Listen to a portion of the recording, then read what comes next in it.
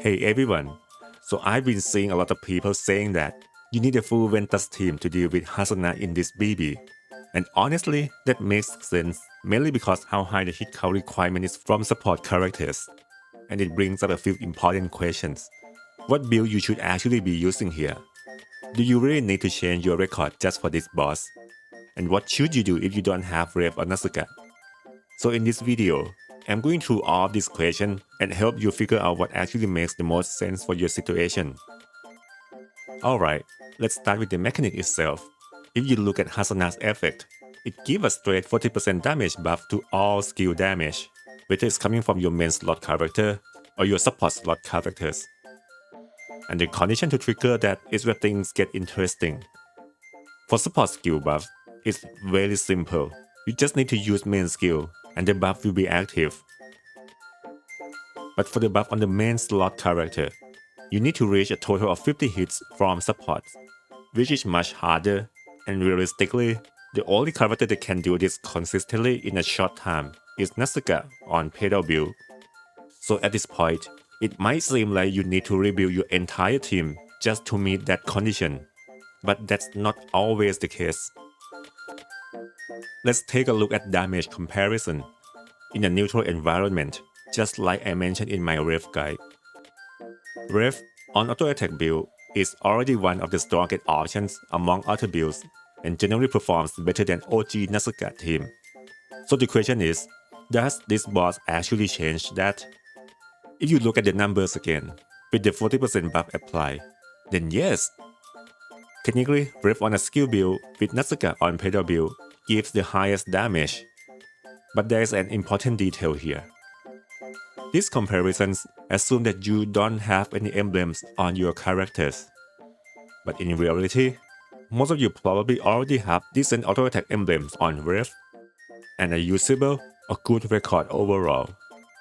So if you switch to a skill build, you are just not changing the builds, you are also committing to farming a completely new set of emblems and creating a whole new record.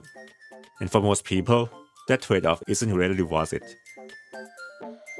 Let me give you a real example. My scores with both builds are actually very close, around 210k to 220k. And the highest score that you are seeing on the screen took a lot of attempts. So the difference isn't as big as it looks on paper. Even for Soul, the guy who made the damage calculation sheet, he ended up sticking with auto attack build because he couldn't get a better score with skill build as his auto attack emblems are already insanely good. So for most of you, it's actually better to stick with what you already have.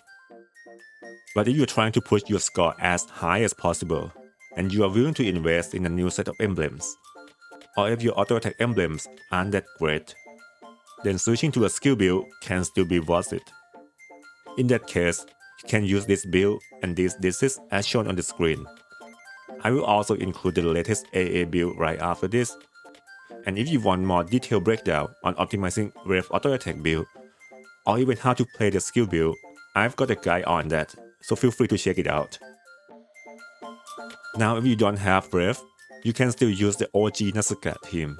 She actually benefits a lot from this boss buff, and the gap between the two teams isn't that big, especially if your emblems are already optimized.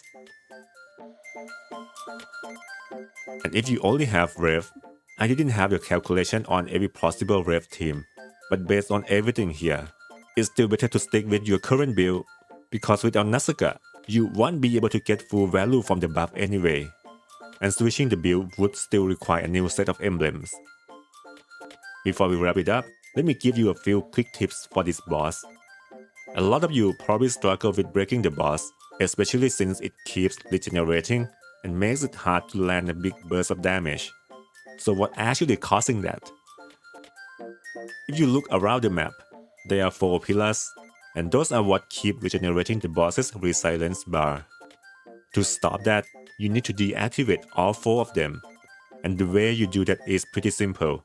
You just stay near a pillar where the orange circle appears on top of it, and wait until it fully deactivates.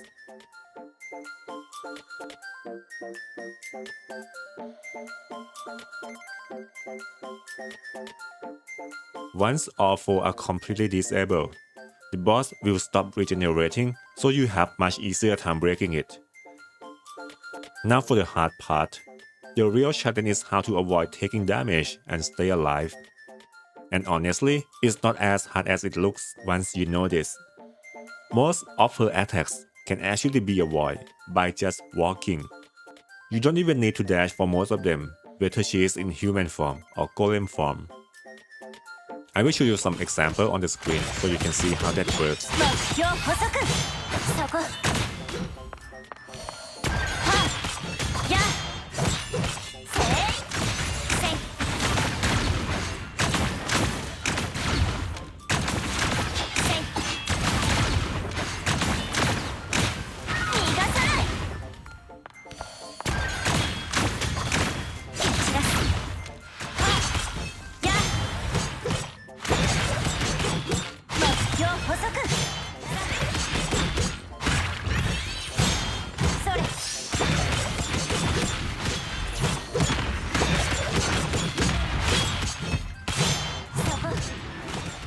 The only time it really gets tricky is when she switches back to human form.